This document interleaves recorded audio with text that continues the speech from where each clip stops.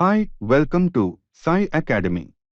మీరు మా పీడిఎఫ్ కోర్సును తీసుకోవాలనుకుంటే ఈ వీడియో క్రింద డిస్క్రిప్షన్లో మరియు మొదటి కామెంట్లో లింక్ ఉంటుంది. ఆ లింక్ మీద క్లిక్ చేసి తీసుకోవచ్చు.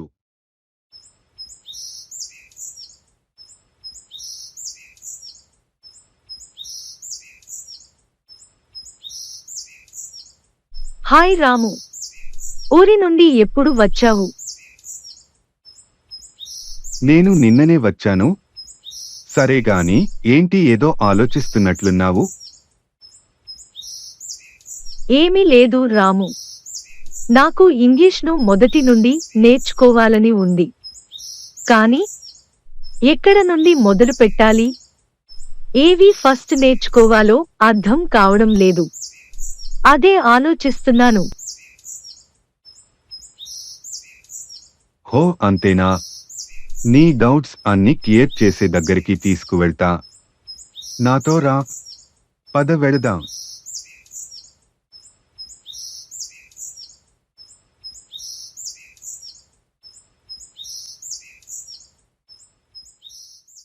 సార్, మేము మొదటి నుండి ఇంగ్లీష్ నేర్చుకోవాలనుకుంటున్నాము. మీరు మాకు అర్థమయ్యేటట్లు మొదటి నుండి నేర్పిస్తారా? తప్పకుండా నేర్పిస్తాను రాము. మొదటి క్లాస్ను ఇప్పుడే స్టార్ట్ చేద్దాం. అయితే మొదట ఏం నేర్చుకోవాలి అవి చెప్పండి సార్. మొదటగా మనం హెల్పింగ్ వెర్బ్స్ మరియు మెన్ వెర్బ్స్ అంటే సహాయక క్రియలు మరియు ప్రధాన క్రియలు గురించి నేర్చుకుందాం. అసలు సహాయక క్రియలు అంటే ఏమిటి? అవి ఎన్ని రకాలు ఉన్నాయి సార్? సహాయక క్రియలు అంటే ఏమిటో చెబుతాను. జాగ్రత్తగా వినండి. ప్రధాన క్రియలు సందర్భాన్ని, కాలాన్ని అనుసరించి మారుతుంటాయి. అలా మారటానికి ప్రధాన క్రియలకు సహాయం చేసేవాటినే మనం సహాయక క్రియలు అంటాము.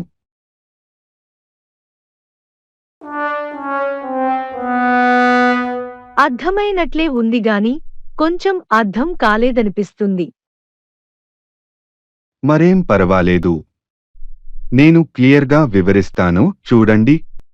ఇక్కడ 3 వాక్యాలు ఉన్నాయి. ప్రతి వాక్యంలో మెయిన్ వెర్బ్ ఈట్ మొదటి రూపంలోనే ఉంది. ఆ ఈట్కి ముందు ప్రతి వాక్యంలో వేరు వేరు సహాయక క్రియలు ఉన్నాయి. ఒకటి కాన్, 2 హావ్ టు, మూడోది మస్ట్. అసలు మనకి ఈట్ అంటే తినుట అని అర్థం.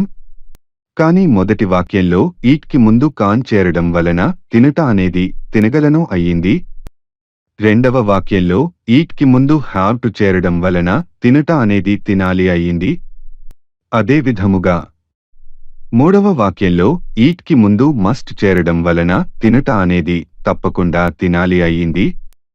ఈ విధముగా మెయిన్ వెర్బ్ యొక్క అర్థాన్ని సందర్భము మరియు కాలమును బట్టి మార్చే వాటినే మనం సహాయక క్రియలు అని అంటాము. సహాయక క్రియలు అంటే ఏమిటో ఇప్పుడు క్లియర్గా అర్థమయ్యింది. అయితే ఇవి ఎన్ని రకాలుగా ఉన్నాయి? మనకి సహాయక క్రియలు అంటే హెల్పింగ్ వెర్బ్స్ 2 రకాలుగా ఉన్నాయి. అవి auxiliary helping verbs, modal helping verbs. వాటి మధ్య తేడా ఏమిటి? మరియు వాటిని ఎలా గుర్తుపెట్టుకోవాలి? Am, is, are, was, were. Have, has, had. Do, does, did. వీటి అన్నిటినీ మనం ఆక్సిలియరీ హెల్పింగ్ వెర్బ్స్ అంటాము. ఇవి 2 రకాల పనులని చేస్తాయి. ఒకటి సహాయక క్రియగా ఉండటం, 2 ప్రధాన క్రియగా కూడా ఉండటం. అంటే ఇవి సహాయక క్రియలుగా ఉండటమే కాకుండా అవసరాన్ని బట్టి ప్రధాన క్రియలుగా కూడా ఉంటాయి. అందుకనే వీటిని ఆక్సిలియరీ హెల్పింగ్ వెర్బ్స్ అంటాము. కొన్ని ఉదాహరణల ద్వారా పూర్తిగా అర్థం చేసుకుందాం. ఇక్కడ మొదటి వాక్యం చూడండి. I am happy. ఇందులో ఆమ్ అనేది మెయిన్ వెర్బ్గా ఉంది. ఇది హెల్పింగ్ వెర్బ్ కాదు. అదే విధముగా రెండవ వాక్యం చూడండి. I am reading a book. ఇందులో ఆమ్ అనేది రీడింగ్ అనే మెయిన్ వెర్బ్ కు హెల్పింగ్ వెర్బ్ గా ఉంది. ఇంకొక ఎగ్జాంపుల్ చూద్దాం. ఇక్కడ మొదటి వాక్యం చూడండి. I have a book. ఇందులో హావ్ అనేది మెయిన్ వెర్బ్ గా ఉంది. ఇది హెల్పింగ్ వెర్బ్ కాదు. అదే విధముగా రెండవ వాక్యం చూడండి. I have completed my work. ఇందులో హావ్ అనేది కంప్లీటెడ్ అనే మెయిన్ వెర్బ్ కు హెల్పింగ్ వెర్బ్ గా ఉంది. ఈ విధముగా ఆక్సిలరీ హెల్పింగ్ వెర్బ్ అనేది మెయిన్ వెర్బ్ గా మరియు హెల్పింగ్ వెర్బ్ గా ఉండగలదు. can, could, will, would, shall, should, may, might, must, need, dare, ought, used. వీటి అన్నింటినీ మనం మోడల్ వెల్పింగ్ వెర్బ్స్ అంటాము. ఇవి ఎప్పుడు కూడా వెల్పింగ్ వెర్బ్లు గానే ఉంటాయి. అంతేగాని మెయిన్ వెర్బ్లు గా మారవు. ఈ తేడాలను బట్టి మనకు ఉన్న సహాయక క్రియలను ఈ రెండు రకాలుగా విభజించడం జరిగింది.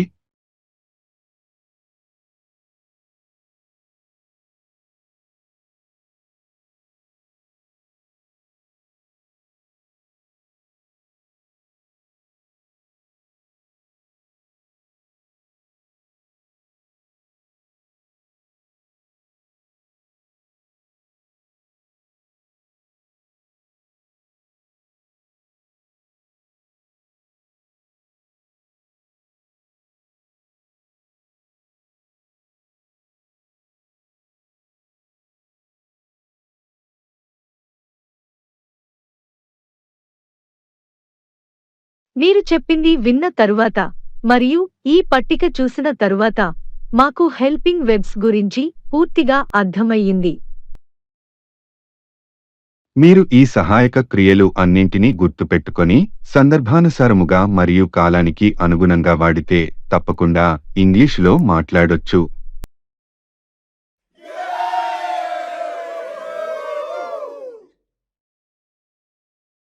అయితే ప్రతి ఒక్క సహాయక క్రియను ఎప్పుడు ఎలా వాడాలో కూడా నేర్పించండి.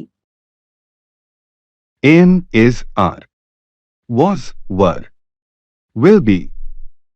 ఇవి ఒక వాక్యంలో ప్రధాన క్రియగా అంటే మెయిన్ వెర్బగా ఉన్నప్పుడు స్థితిని చెప్పడానికి ఉపయోగపడతాయి. ఇక్కడ స్థితి అంటే మనము ఎక్కడ ఉన్నాము, ఏమి చేస్తున్నాము, మన హోదా ఏమిటి, ఇటువంటి వాటిని చెప్పడాన్ని మనం స్థితిని తెలపడం అంటాము. వీటి గురించి క్లియర్గా అందరికీ అర్థమయ్యేలా ఇదివరకే ఒక వీడియో చేయడం జరిగింది. మీరు అది చూడాలంటే పైన ఐ కార్డులో లింక్ ఉంటుంది చూడండి. ఇప్పుడు మనం హ్యావ్, హెస్, హ్యాడ్ల గురించి చూద్దాం. ఒక వాక్యంలో హ్యావ్, హెస్, హ్యాడ్లు మెయిన్ వెర్బ్స్ గా ఉన్నప్పుడు అవి మన దగ్గర ఏమి ఉన్నాయి, మనకు ఏమి సొంతం అన్న విషయాలను తెలుపుతాయి.